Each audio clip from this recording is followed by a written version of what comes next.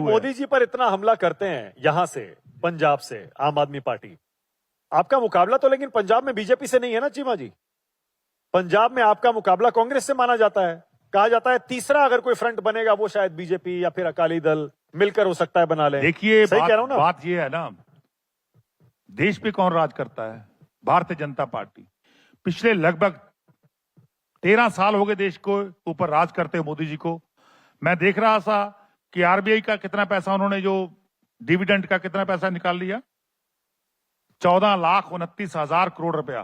पिछले 13 साल में जो डिविडेंड के पैसे थे, जो मैं समझता हूं स्टेटों की इकोनॉमी बांटने चाहिए थे, क्योंकि हमने भी उसमें अपना कंट्रीब्यूट किया, आपने भी किया, पंजाब ने किया, दिल्ली ने किया, हरियाणा ने किया, तो वो डिविडेंड अकेला सेंट्रल सरकार लेके बैठ गया। बैठ गया नहीं, वो तो कहते हैं जनता के लिए खर्च किया। 22 राज्यों में सरकार बना ली उन्होंने चीमा जी, इसीलिए तो 22 राज्यों में लोकप्रिय है पूरे देश में मोदी इसका जी। मतलब वो देश के फेडरल स्ट्रक्चर को तोड़ रहे हैं, देश के फेडरल स्ट्रक्चर को खत्म करने का काम कर रहे हैं। इस देश में जितने स्टेट हैं उनकी इकोनॉमी कैसे चलती है? हम देश को कंट्रीब्यूट करते हैं, पंजाब करता है, महाराष्ट्र करता है, दिल्ली करता है, सब करते हैं, इसमें कोई शक नहीं। अपना चाहे वो इनकम टैक्स का पैसा हो, चाहे अपना जो भी उनका सोर्सेस है उसमें सभी लोग कंट्रीब्यूट करते हैं। पंजाब क्योंकि एग्रीकल्चर स्टेट है, पंजाब गेहूं में, धान में सबसे ज्यादा देश के फूड बाउल में पंजाब ही कंट्रीब्यूट करता है। और लगभग 1970 से लेके आज 2026 आ गया, 56 साल से ऊपर से समय हो गया, पंजाब देश के लोगों का पेट भर रहा है, इसमें कोई दो राय नहीं। लगातार हम कंट्रीब्यूट कर रहे हैं, पर लेकिन जो हमारा नेशनल फूड बाउल में जैसे हमारा गेहूं और धान जाता है, वैसे ही हमारा इनकम टैक्स भी जाता है, वैसे ही हमारा जीएसटी जाता है, वैसे ही जो डिविडेंड सरप्लस होता है वहां आरबीआई के लिए, वो क्यों नहीं डिविजिबल पूल में डालते, वो क्यों नहीं स्टेटों में बांटते? ये तो बहुत बड़ा क्वेश्चन चिन्ह जो है बीजेपी के ऊपर खड़ा हुआ है ना, क्योंकि वो फेडरल स्ट्रक्चर को तोड़ना चाहते हैं। लेकिन चीमा जी, स्टेट जो देश के जो मैं समझता हूं हमारा एक ऑटोनॉमी का सिस्टम बना हुआ, इकोनॉमी का सिस्टम बना हुआ, उसको तोड़ना चाहते हैं। आप देख लीजिए, हमारा पड़ोसी हिमाचल है, वहां की इकोनॉमी जो है तहस नहस कर दी लोगों ने। जहां जहां अपोजिशन की सरकारें हैं, क्योंकि मैं जीएसटी काउंसिल में जाता हूं, तो वहां हम बोलते रहते थे, पर लेकिन नहीं सुनता कोई आदमी। तो इसका मतलब है ये नहीं होगा कि one nation one election, one party और वन नेशन नहीं होगा। ओके, लेकिन चीमा जी मल्टीपल पार्टीज हैं, पर चीमा जी ये भी सच है, ये भी सच है, मल्टीपल पार्टीज हैं, उनको मैं समझता हूं अपना कंट्रीब्यूट बहुत लंबे समय से उन्होंने पर ये मान लीजिए चीमा जी, डेमोक्रेसी में किया, तो मैं समझता हूं अब ये भी कायम रहना चाहिए। लेकिन मान लीजिए ये भी कि मोदी जी का मॉडल पूरे देश में चल रहा है इस समय।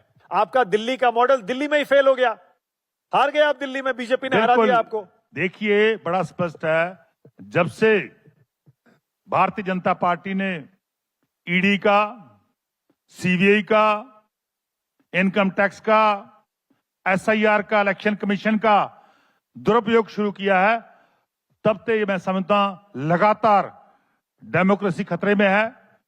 अब वहां पे वोट काट दिए जाते हैं, अब हमारी एसआईआर चल रही है, तो क्या हो रहा है? अभी मैं देख रहा था कि लगभग 35 लाख वोट जो है उनके ऊपर खतरा मंडरा रहा है कि उनकी वोट कट जाएगी। जब 35 लाख लोगों की वोट कट गई भाई, तो कौन जीतेगा कौन हारेगा कैसे पता चलेगा? एक हल्के में 10,000 से लेकर 20,000 25,000 वोट कट गई तो कैसे पता चलेगा?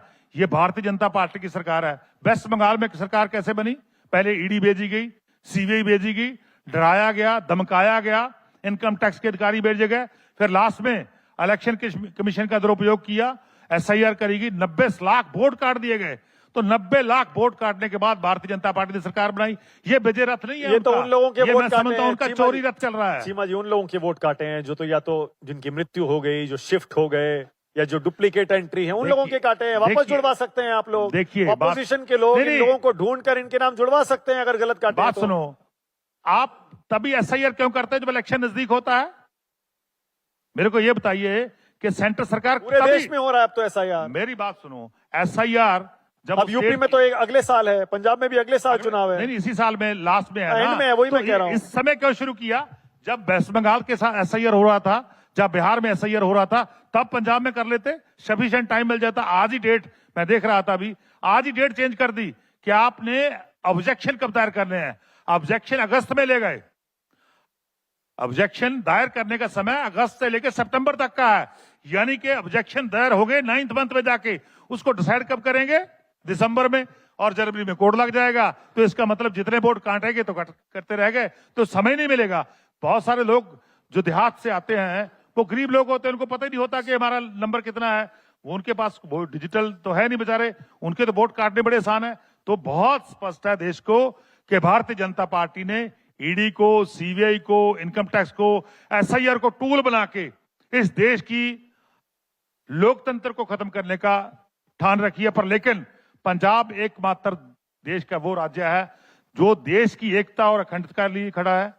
देश के जब भी देश के ऊपर कभी कोई हमला हुआ है तो पंजाब के छोटे बच्चे से लेकर बड़े जवान तक, बूढ़े तक लोगों ने देश का साथ दिया है।